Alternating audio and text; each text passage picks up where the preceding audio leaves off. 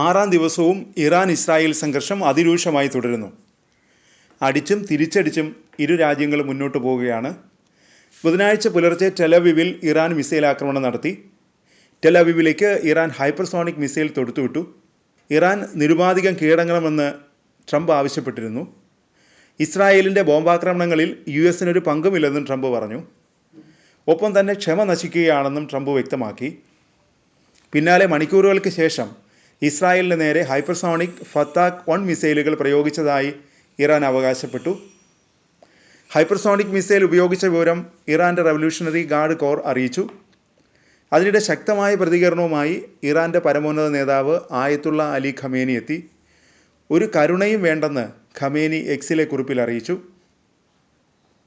പോരാട്ടം ആരംഭിക്കുകയാണ്.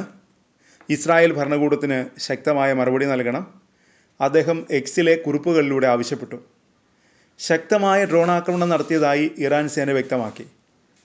ചാവുകടൽ മേഖലയിൽ 2 ഡ്രോണുകളെ തകർത്തതായി ഇസ്രായേൽ സൈന്യവും അറിയിച്ചു.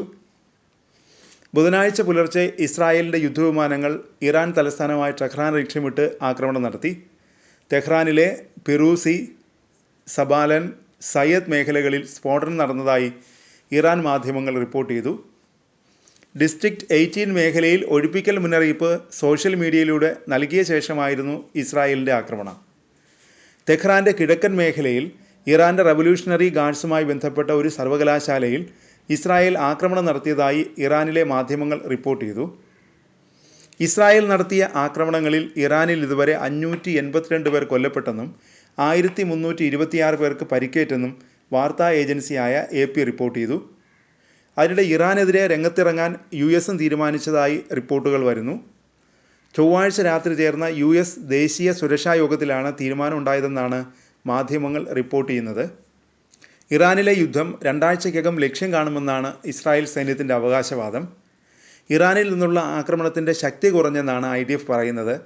മിസൈൽ ലോഞ്ചറുകൾ ഭൂരിഭാഗവും തകർത്തതാണ് ഇറാൻ ആക്രമണത്തിൻ്റെ ശക്തി കുറയാൻ കാരണമെന്നാണ് IDF പറയുന്നത്. ഇറാൻ്റെ 40% ബാലിസ്റ്റിക് മിസൈലുകളും തകർത്തെന്നാണ് ഇസ്രായേൽ അവകാശപ്പെടുന്നത്.